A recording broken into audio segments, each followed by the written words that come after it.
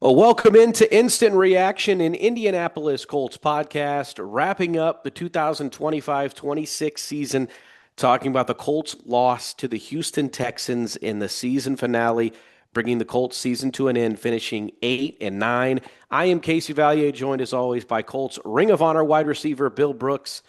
Bill, it's always really, really tough to see a season come to an end. We know how great the season started out. Regardless of if it was a positive or a negative season, when it wraps, you just think about one, how fast it goes, because it feels like just yesterday we were in, a Grand Park for training camp. But then it's just like the finality of all of it is like, man, no more Colts football. Yeah, unfortunately, in the National Football League, when it ends, it ends. I mean, it just stops. There's no gradual going downhill or anything like that. It just stops. And unfortunately, for the Colts, it stopped abruptly. And after last week, when you're out of the playoffs and you don't have a chance of making the playoffs, it just it's a tough feeling. And then you go into this week and your last week of the season, and you want to go out and end on a good note, but unfortunately you couldn't end on a good note and you lose to your division rival, one of your division rivalries, and then you just come short. Now, you just mentioned it a little bit there. We knew heading into last week's game that the playoffs were not in the cards for the Colts. We still saw Philip Rivers go out and play his final game, last week. So this week, we're going to do a little bit more of big picture instead of diving into what we saw today, just because of what the ramifications were of everything. We kind of knew the finality heading into last week of where the Colts season was going. So I wanted to highlight the game a little bit, but then also go a little bit more big picture. So I think it's only fitting if we're going to talk about the game that we saw is to start with Riley Leonard. Riley Leonard made his NFL debut as a starting quarterback for the Colts in this Week 18 game against the Texans. I think in all, there were a couple plays he would probably want back, but outside of those couple plays, for his first career start against a Texans team, now they did shuffle out some guys as the game went on, knowing what the final score was going to be in Jacksonville, as Jacksonville clinched the AFC South. Houston, therefore, didn't have any, seating higher. They couldn't really improve their seating much. They started to, put some subs out there. But I thought for the most part, Riley Leonard in his first ever start against what started out as the number ones for Houston defensively, I thought the moment definitely wasn't too big for him. He finishes with 270 passing yards, two touchdowns, an interception, along with one rushing score. But it was a pretty impressive performance out of Riley Leonard. Yeah, I thought he had some good things out there. You saw him throwing the ball well, especially deep ball to Alec Pierce a couple of times and getting the ball out to guys that were open and making some good decisions. To me, that's the most important thing. One of the most important things for a young quarterback is making good decisions and not putting the ball in harm's way. Yes, he did throw an interception. He fumbled the ball once. I won't say it's the last one Yeah, the was, last one's the kind of one was hard. kind of, yeah, Yeah. the last one's kind of hard, so I wouldn't say that one.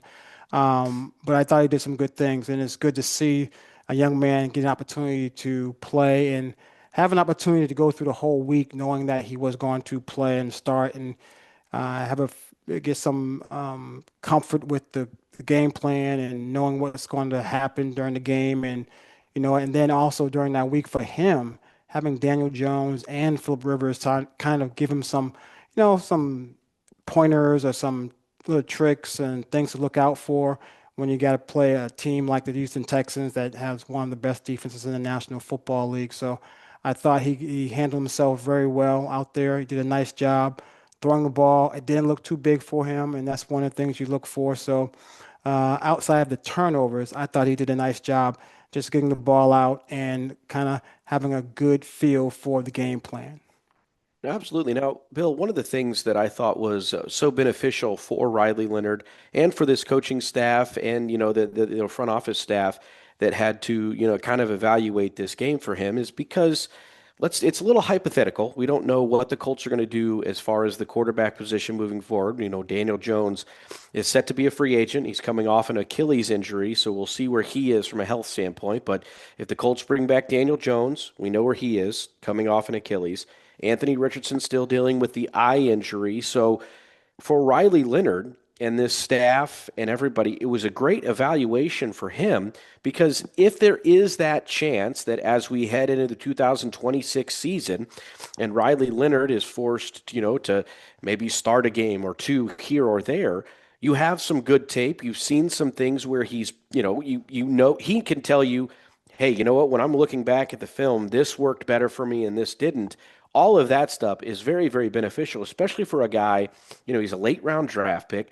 You're expecting him to not see much action, if any at all, as a rookie, but due to some injuries, he's kind of thrust into that position. And I felt like today, for the evaluation standpoint of what Riley Leonard can be, because this is all a futuristic view, because he is not the guy right now, but you're hoping that you have some traits and all of that stuff you can bet on. So for him, it's a great evaluation for what he can be moving forward. Yes, it is a good evaluation. And now that the coaches have some data as far as a real game experience from beginning of the week, him being named the starter beginning of the week, and then him having the whole week to go through the game plan. They know now, okay, this is how he prepares. This is what he does. He does a nice job preparing, getting ready for games. So now they have some data that they can go by now saying, okay, next year, these are the things that we need to work on for Riley for him to take a step forward and for him to get better. These are some of the things that we can do. These are some of the things that maybe we shouldn't do, or these are some of the things that we have to get him to improve on moving forward. So this was a good starting point to get some information in regards to what Riley can do and what maybe Riley needs to improve on. And like I said, I thought he did some good things out there. You saw him move, you saw him step up in the pocket, you saw him throw the ball deep, you saw him throw some short intermediate passes, you saw him at times put the ball away from the defender. So, only the receiver could catch it, or if he didn't catch it, it was going to be an incomplete pass. So he did some good things out there, and it's nice to see that from a young guy. And one of the big things, as I said earlier, it didn't seem too big for him. You didn't want Right. someone out there that, was panicking, or you saw someone that was just always in a rush to do this and do that and get the ball out real quick, regardless of what he saw out there. So he did some nice things, and you can build off of that. And hopefully he'll take this experience himself and go on the off season and work on certain things, and actually talk to some other people, talk to Philip Rivers, talk to Daniel Jones. Right. What do I need to do to improve in this area? What do I need to do to improve this area? And of course, the coaches will help him with that as well. So this is the things you need to look at and to work on to take that next step as a young man in the National Football League. Now, one guy I do want to talk about within this game, and then we'll go big picture off-season stuff, but it kind of ties in, is Alec Pierce. Yeah. Now, he was disqualified from the game after making contact with official, but before that, he has four catches for 132 yards, two touchdowns, his second multi-touchdown game of the season. He's now eclipsed 1,000 yards receiving for the first time in his career. He is set to be a free agent, and I'm telling you, this is all from Casey Vallier right here. I'm speaking very selfishly. I would love to see Alec Pierce back wearing a Colts uniform in 2026 because I think he showed you this year that he is more than just a one-trick pony. He is still the best deep ball in the game. That's something we're going to talk about in just a second, Bill. But I think he showed more of his route tree. He showed how dynamic of a receiver he can be.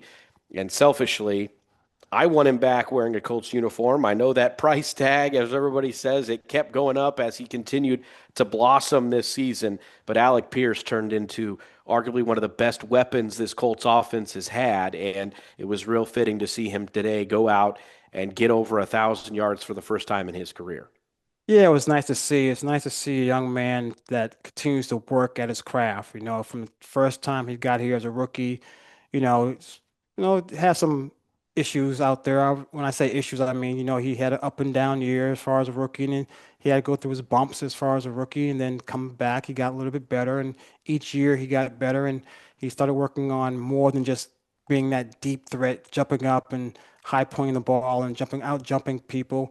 He started working on his routes and, working on setting up defenders and getting separation from defenders and doing the things that you need to do as a wide receiver, trying to become a complete wide receiver, running routes, not just deep balls. And you saw him run some shallow routes. You saw him run some dig routes, some overs, some comebacks.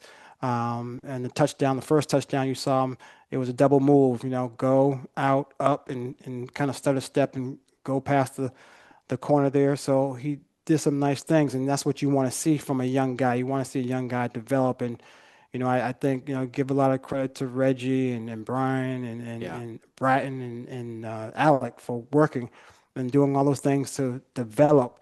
And it was nice to see him continue to develop. And you saw the confidence, and as the year, especially going into this year, I saw the confidence in Alec that what, I can do this in this league. I can be one of those players that are elite players in the National Football League. Yes, he still has some work to do, but he's taking the right steps, and it's good to see him make those adjustments and take those steps to be one of the top receivers in the National Football League. Especially you went from 2024, you averaged 22.3 yards per catch.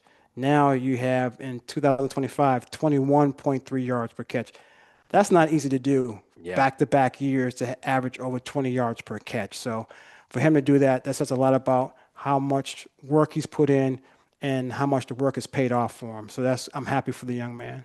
No, and that brings me right to my next point, Bill. I mean, if you think about it, he led the league last year in yards per reception. He's going to do that again here in 2025, 21.3 yards per catch. He adds 10 more receptions to his list from what he did a year ago. So the volume was up and his yards were up, his yards per catch right there on par with what he has been. Talk about how important that is. I mean, we know that the deep ball, explosive plays, that's what the NFL is made on. Mhm. You want to be able to have, I mean, we talked about it at halftime during our halftime hit about the explosive plays the Colts were allowing the Texans to do and how big those are. But the Colts were able to have a bunch of those, averaging 21.3 yards per catch.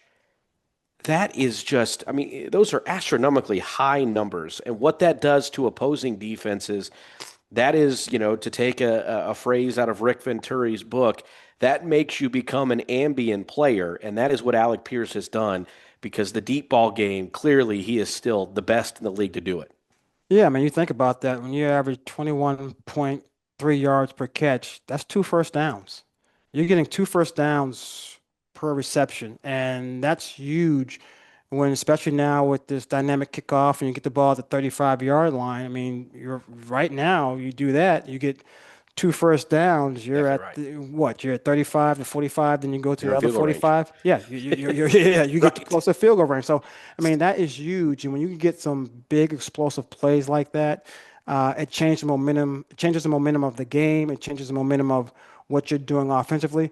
Plus, it changes the defense, how they defend you. And when you have guys that they know that can go deep, you know what? They have to maybe put some more resources on another player to, okay, hey, look, you know what? This guy can go deep. We might need to have some help deep. You play him up close, but we need to give some help deep. Well, that's going to free someone else up on the other side, if it's Pittman, or if it's Downs, or it's Warren, or whatever it may be. It changes the defense. So having a guy like Alec Pierce to have those big explosive plays does a lot for your offense. And, with Shane Steichen, who likes to get those explosive plays, he can do some different things with Alec and get him the ball and not just run straight and deep, but he can come over or he can run a dig route and, catch it and then make a run after the catch. So it's important, I think, for this offense to have a guy like Alec that can make those explosive plays. Now, Bill, I want to move on to kind of where this team goes from here, okay? Now, we've talked about it. It's a tough pill to swallow. You start 8-2, and then you lose 7 games in a row in the season, 8-9, under 500. In this league, they make no excuses. I mean, it doesn't matter that you had injuries. It doesn't matter that this happened. It is a league full of no excuses. But at the end of the day, the injury bug just hit at the wrong time. You talk about Daniel Jones, DeForest Buckner, Charvarius Ward, and then you make the trade for Sauce Gardner, and he plays just 4 games with you. So it's hard to overlook how impactful those injuries just were for this Colts team down the stretch. Yeah, they do play a part in and what happens. And a lot of times you don't want to say injuries are the reason why we're where we're at because you Right. want to overcome those injuries and you want to go out and play because I'll go out and play. Other teams have injuries as well. But when you look at the team and you look where they were before a lot of these injuries, like you mentioned, Casey, 7-1 at one point, 8-2, another point, and that gives you some hope looking going forward that you know what, Right. if the team can stay healthy, and there's some other things, yes, you need to fix, you need to change, you need to improve on.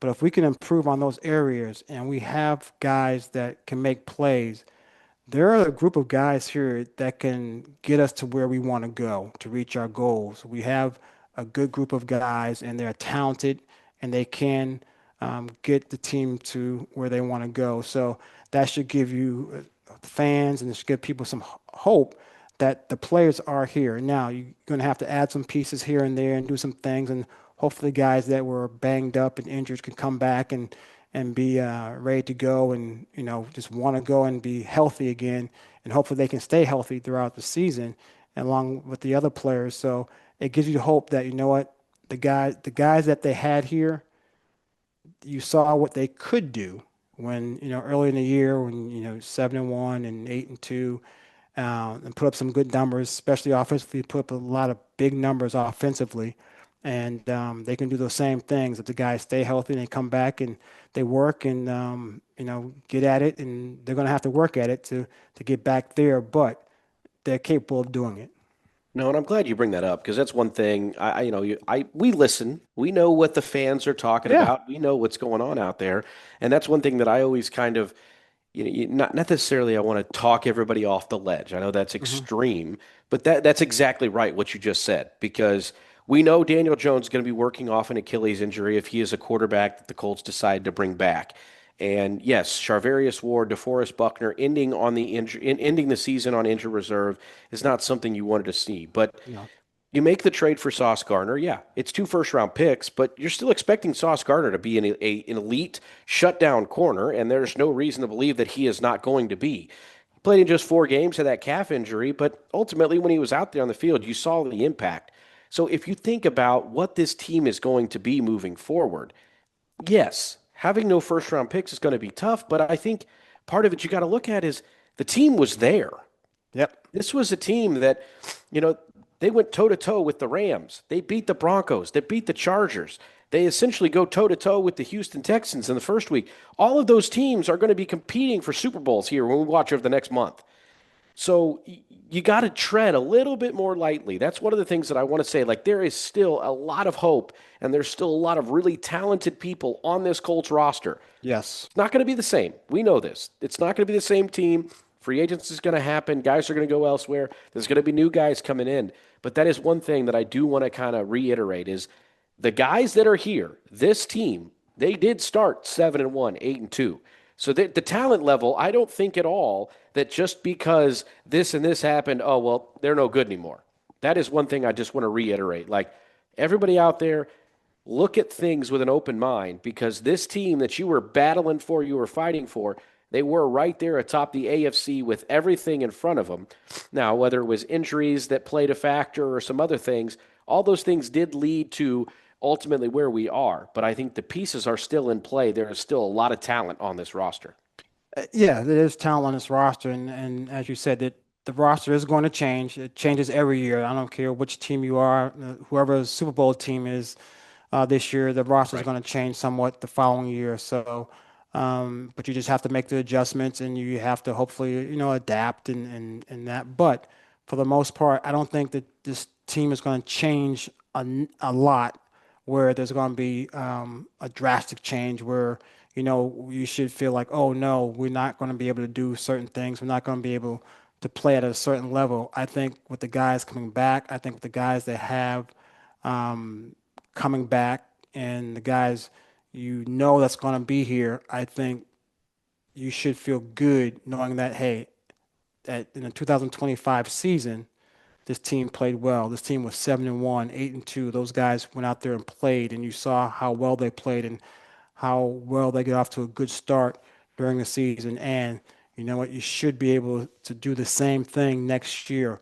Maybe not as maybe not be eight. It might not be 8-2. It might not be 7-1, but you get off to a good start, and hopefully you can close a lot better. That will be the issue: closing the season and carrying it through. If you start off well, so if you can carry that through to the end of the season and be playing well going into the playoffs, play well in December, and get ready for that playoffs in January, then you should feel good about the team. Now, as we talk about, there's going to be change for sure. There are a handful of free agents. We're not going to really dive into them because we're going to be talking about them over the next couple, I guess, the next couple months as we head into free agency that starts the new league year in March. But there are some guys to keep an eye on. We mentioned Alec Pierce. Daniel Jones is probably going to be a very, high priority name on that list because he's a quarterback. You've seen what he can do. Another guy that I'm going to be very interested to see what the Colts, they got a tough decision to make on Nick Cross because I thought Nick Cross took great strides at that strong safety spot, turned into one of the better strong safeties in all of football. And you think about where they are with, contracts they've given out to Charvarius Ward, Sauce Gardner, Cam Bynum. We'll see where Nick Cross kind of stacks up. But some other guys to keep an eye on, especially defensively, guys like Kwity Paye, Jermaine Pratt, Samson Ebicom, Tyquan Lewis, Neville Gallimore, guys that played substantial defensive snaps, and then offensively, Mo Alley Cox, Braden Smith, and that goes along with what you saw from Daniel Jones, Alec Pierce. I would even throw in Amir Abdullah and Tyler Goodson, some guys that, there's a lot of free agents that, when it comes to it, this is part of that evolution of rosters. We'll see where the Colts stack up when all of that stuff comes. But like I said, we will talk about all of that on Colts.com over the next couple months. We'll have you fully covered on all things free agents as we head into that time. The final couple things with you, Bill, we mentioned it. 7-1, 8-2. There was a lot of positives. What was the biggest positive you will take away from the season? Because yes, you finish 8-9, you don't get to the playoffs, but it's not a complete lost year. So what would some of the positives and the good moments you took away? Well, some of the good moments I took away is what you mentioned, the start of the season. I was good to see the Colts get off to a good start at the beginning of the season, and especially when early on in the season, and going to the bye, with the record they had. So that was a positive. And seeing how well Daniel Jones played, how well Daniel Jones fit into this team, how well Alec Pierce had developed, and how well he did out there, and how well Jonathan Taylor had run the ball and things that he was doing. And it was good to see what he did out there. So those are some of the things I take from a positive standpoint on how the team played and what they did, and then also seeing that Chris Ballard and those guys, they went out and they got a Sauce Gardner to add to the team. And some of the things I'm looking forward to going forward next year is, having Justin Wally come back. I thought he was playing, Yeah. well when he was in training camp, and then Hunter Wohler, what he's going to be able to do, how can he fit into this defense. So having those guys that weren't here all season, seeing how they fit into this team, and those are some of the things I'm looking forward to for next year. So those are some of the positives, and those are some of the things I'm looking forward to for next year. Absolutely. Well, the Colts fall to the Houston Texans 38-30 in the season finale, putting a Colts ending season record at 8-9. It's been a true joy and honor to bring you instant reaction this season. I want to first thank off Amanda Foster. Amanda, you don't get nearly the Yes. credit that you deserve. Thank you so much for staying up late with us every single week, recording these, and you have now hopped on and helped us out numerous times. We could not do it without you. So, Amanda Foster, truly thank you so much. And then, Thank you, Bill, Amanda. yeah, I mean, and Bill, honestly, I say this, and I mean this from the bottom of my heart. You are more than just a colleague. You are a true friend, and doing this show with you, I look forward to it every week. So I look forward to whatever our next podcast, radio show, or whatever it is. I always enjoy working with you, Bill. Casey, I always enjoy working with you. You're a friend as well, and as well as Amanda, a friend of mine. So I enjoy it, and just I enjoy the time we get to spend together. We spend some time off air, of course, together, and that's fun. But I always enjoy doing these with you as well, Casey. Absolutely. It has been an absolute honor. The Colts don't finish the season the way we wanted it to, but at the end of the day, it was still a lot of fun bringing you instant reaction every single week during this Colts season. Now, as far as news goes, we will hear from Shane Steichen on Monday morning, and then also Carly Ursay-Gordon. She will address the media on Monday afternoon, and then we will hear from Chris Ballard as he addresses the media for his typical end of the season evaluation press conference that will come later on this week. But thank you so much for watching and listening all season long. As the Colts season comes to a close, they fall to the Houston Texans in Week 18, and they finish 8-9. For Bill Brooks, I'm Casey Vallier. This has been Instant Reaction, an Indianapolis Colts podcast. Thank you so much.